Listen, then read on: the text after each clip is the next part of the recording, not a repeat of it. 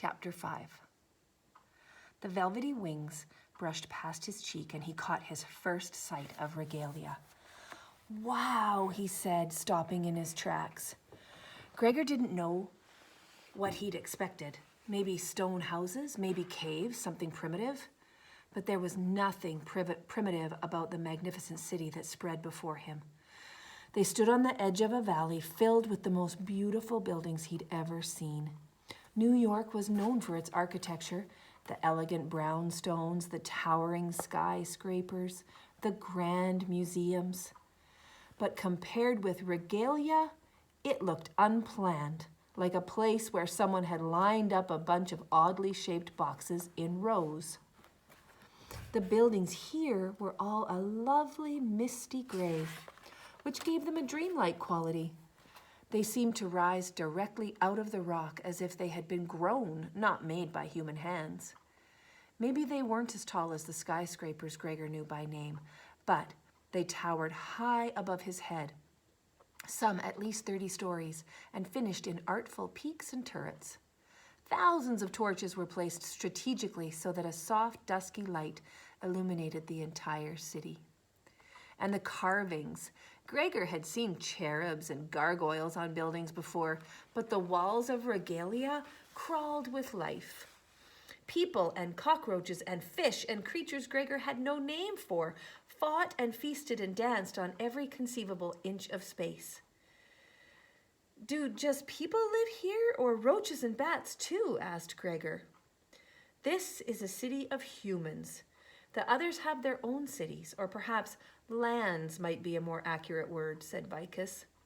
"The majority of our people live here, although some dwell in the suburbs if their work so dictates. There stands our palace," said Vicus, directing Gregor's eye to a huge circular fortress at the far edge of the valley. "There we are headed." The lights shining from the city's many windows gave it a festive look, and Gregor felt his heart lightening a little. New York City glittered all night long, too. Maybe this place wasn't so foreign after all. "It's really great," he said. He would have loved to explore it if he didn't need to get home so badly. "Yes," said Vicus as his eyes took in the city fondly.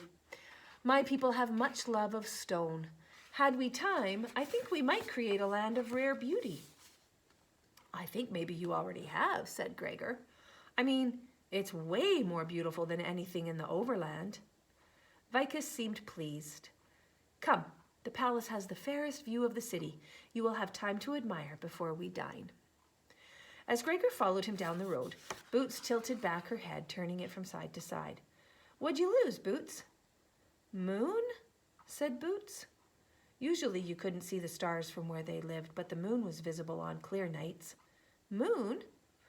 Gregor looked up into the inky black sky and then realized that, of course, there was no sky. They were in some kind of gigantic underground cavern. "No moon, little girl, no moon tonight," he said. "Cow jump moon," she said matter-of-factly. Agreed Gregor. If roaches talked and bats played ball games, then probably there was a cow jumping a moon somewhere too. He sighed as he pictured the tattered nursery rhyme book in the box by Boots's crib at home. People stared openly at them from the windows as they passed. Vicus acknowledged a few, nodding or calling out a name, and they'd raise their hands in greeting back. Boots noticed and began to wave. "Hi," she called. "Hi." And while none of the adults answered her, Gregor saw a few little kids wave back. "You hold great fascination for them," said Vicus, indicating the people in the windows. "We do not get many visits from the Overland." "How did you know I was from New York?" asked Gregor. "There are but 5 known gateways to the Underland," said Vicus. 2 lead to the Dead Land, but you would never have survived those. 2 gateways open into the waterway, but your clothing is quite dry. You are alive, you are dry. From this, I surmise you have fallen through the 5th gateway, the mouth of which I know to be in New York City." "It's in my laundry room," Gregor blurted out, "right in our apartment building." Somehow, the fact that his laundry room connected to this strange place made him feel invaded. Your laundry room, yes, said Vicus thoughtfully. Well, your fall coincided most favorably with the currents. The currents? You mean that misty stuff? Asked Gregor. Yes, they allowed you to arrive here in one piece. Timing is all, said Vicus. What happens if the timing is off? Asked Gregor, but he already knew the answer. Then we have a body to bury instead of a guest, said Vicus quietly. That, in truth, is the most common outcome. A living overlander like yourself, plus your sister, well, this is most singular. It took a good 20 minutes to reach the palace, and Gregor's arms began to tremble from carrying Boots. Somehow, he didn't want to put her down. It didn't seem safe with all the torches around. As they approached the magnificent structure, Gregor noticed there was nothing carved on it. The sides were as smooth as glass, and the lowest window opened 200 feet above the ground. Something was off, but he couldn't quite place it. Something was missing. There's no door, he said aloud. No, said Vicus. Doors are for those who lack enemies. Even the most accomplished climber cannot find a foothold here. Gregor ran his hand along the polished stone wall. There wasn't a... Oh, sorry.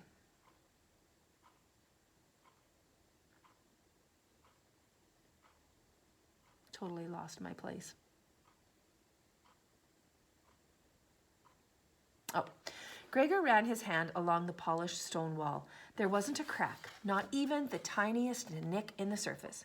So, how do you get inside? We usually fly, but if one's bat cannot accommodate... Vicus gestured above his head.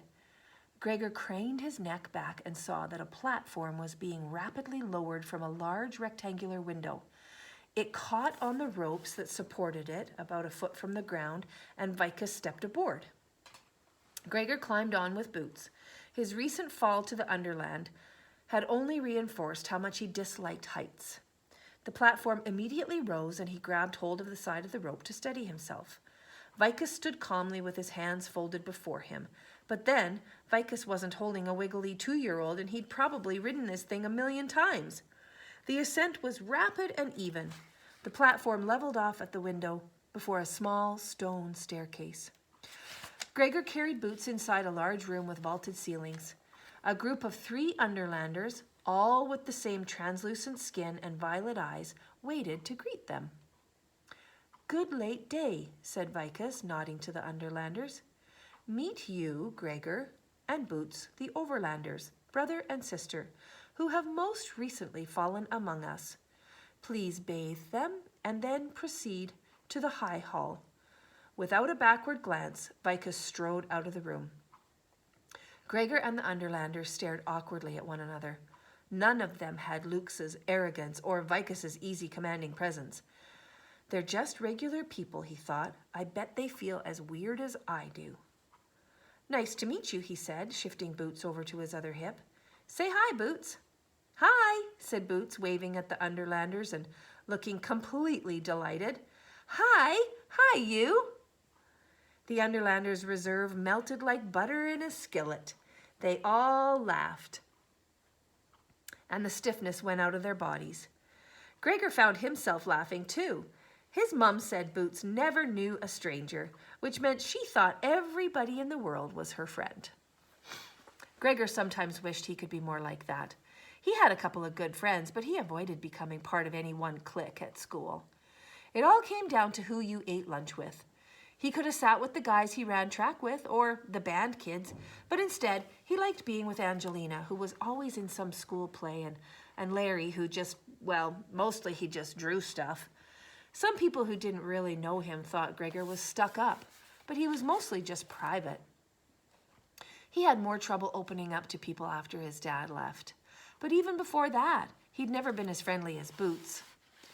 A young woman who looked about 15 stepped forward and held out her arms. I am called Dulcet. May I take you, Boots? You would care for a bath? Boots looked at Gregor for confirmation. It's okay. Bath time. You want a bath, Boots? He asked. Yes, cried Boots happily. Bath! She reached out for Dulcet, who took her from Gregor's arms. Meet you, Merith and Perdita, said Dulcet, indicating the man and woman next to her. They were both tall and muscular. Although they didn't carry weapons, Gregor had a feeling they were guards. Hey, he said. Merith and Perdita both gave him formal but friendly nods. Dulcet wrinkled her nose and poked Boots gently in the tummy. You have need of a clean catch cloth, she said. Gregor could guess what a catch cloth was. Oh, yeah, her diaper needs to be changed. It had been a while. She's going to get a rash. I poop, said Boots without apology, and tugged on her diaper. I will attend to it, said Dulcet with an amused smile, and Gregor couldn't help thinking how much nicer she was than Luxa. You will follow to the waters, Gregor the Overlander? Yes, thank you, I will follow to the waters, said Gregor. He was struck by how formal he sounded, and he didn't want the Underlanders to think he was making fun of them. The Roaches have been so easy to insult. I mean, yeah, thanks.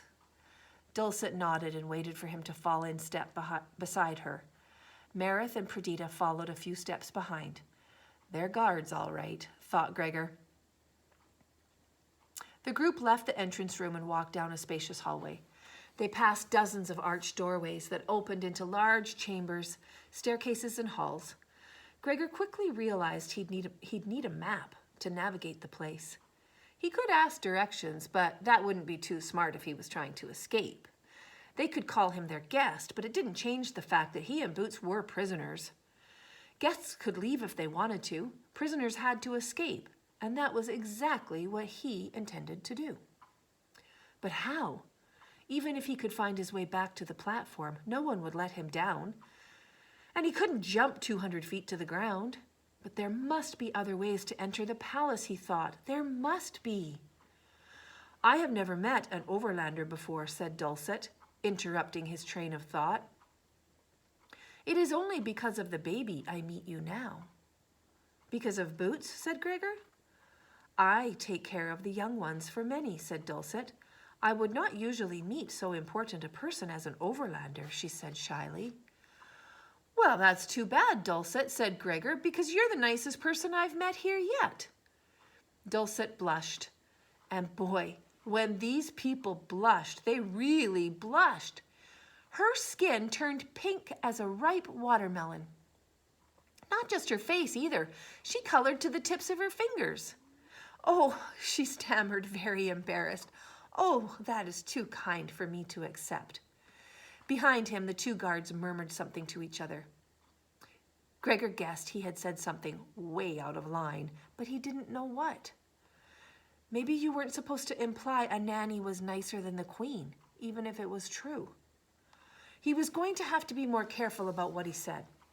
Fortunately, just then they stopped at a doorway. He could hear the water running and steam wafted out into the hall. Must be the bathroom, he thought. He looked inside and saw that a wall divided the room into two sections. I will take Boots, and you go in here, said Dulcet, indicating one side. Gregor guessed it must be girls on one side, boys on the other, like locker rooms. He thought maybe he should stay with Boots, but he felt as if he could trust Dulcet, and he didn't want to upset her again. Okay, Boots, see you soon. Bye-bye, waved Boots over Dulcet's shoulder. Clearly, she wasn't having any separation anxiety. Gregor veered off to the right. The place did kind of resemble a locker room, if locker rooms were gorgeous and smelled good.